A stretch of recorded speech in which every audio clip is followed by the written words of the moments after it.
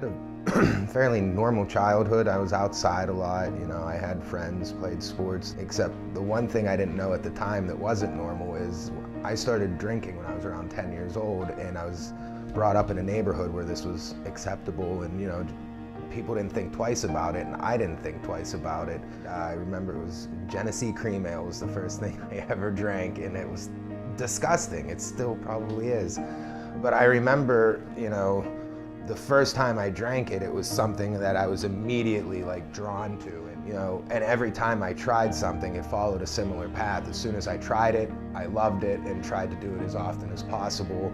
And I started so young that I hadn't learned all of the negative consequences that were going to be attached with all of this somewhere down the line. And it never occurred to me that addiction was a thing, that addiction was possible, or that I could end up being an addict. And by the time I realized those things were possible, they had already happened, and I was already so far gone that I could not quit on my own. For a while, I thought that was manageable, but I think it's also important to note that I graduated law school, I got a job as an attorney and was successful for a while. And then in a matter of a year, I went from owning a house, owning a car, being employed, to being homeless. And my day then consisted of waking up sick and then spending all morning figuring out a way to get money, selling something to get money, just to get my fix for that day, and then continuing on that path for months at a time sometimes, where I couldn't do anything remotely related to being an adult or even a human being. I was surviving, and I wasn't doing a great job at that.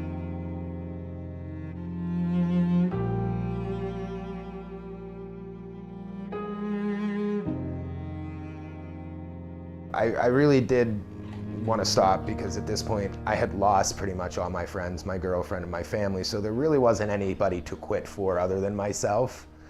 But I was so depressed, and I wasn't treating my mental health issues, and this is the point where I truly started considering that maybe life just wasn't cut out for me, and it'd be better off if I weren't around. And it got past the pre-contemplation stage into where I was actually planning on ways to commit suicide, and that's when I knew that not only did I need help, I really, really wanted help. I was dedicated to my recovery this time around, and I was willing to do whatever it took. So I was able to take advantage of the programs that were offered to me, and I feel like I benefited a lot from it, because I really needed a whole life overhaul. I needed every bit of help I could get, because I had tried this my own way a couple of times, and nothing I did on my own worked. There's a lot of people that go in and out of Helio Health, but I always got individualized attention. My group was 10 people or less. It's for as many patients and clients as they have, it feels like a small program, and I needed that. I made it out of the wilderness, and if I can do it, any addict can do it. There's nothing stopping anybody from recovering if they're willing to put in the work.